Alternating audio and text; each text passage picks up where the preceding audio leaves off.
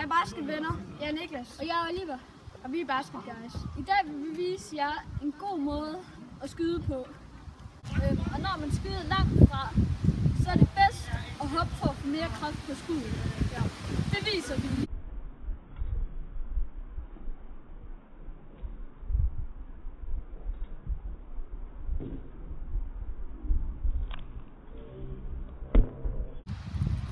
Og det var så, når man skulle skyde langt. Når man så skal gå efter at score, så er det godt at fokusere på indersiden af kurven og skyde højt. For så er kurven større, fordi den rører længere lodret ned. Så det kan vi også lige vise.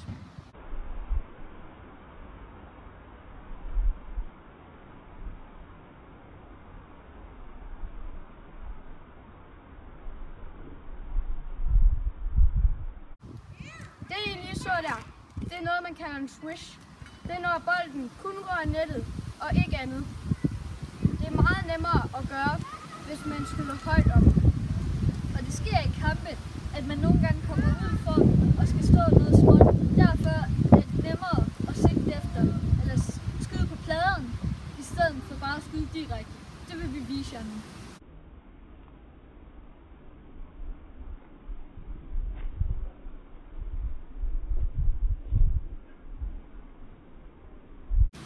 Som I kunne se ved det han gjorde, der ramte han hjørnet af firkanten deroppe, den lille fil.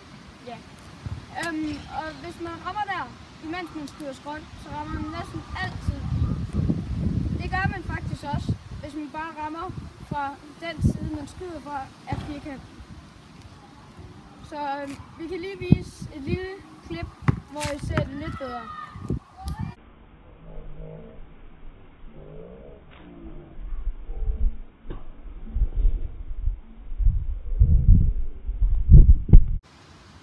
Og det er også det om scoreskud.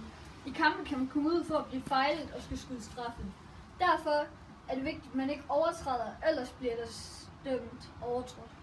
Ja, og derfor er det en god idé ikke at hoppe, når man skyder, fordi så bliver der ikke dømt overtrådt. Det vil vi vise. Der er mange ting, man kan gøre, inden man skyder straffe. Her er et eksempel. Det her det er cirka straffe.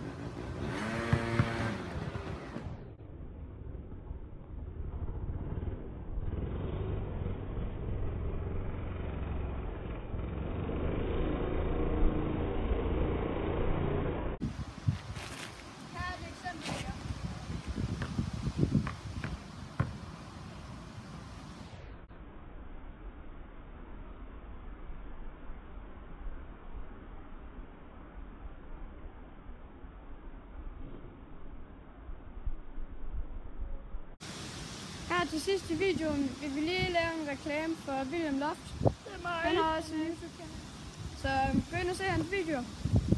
Det var så slut på denne video. Næste video vil vi lave med layups. Så vi ses næste gang.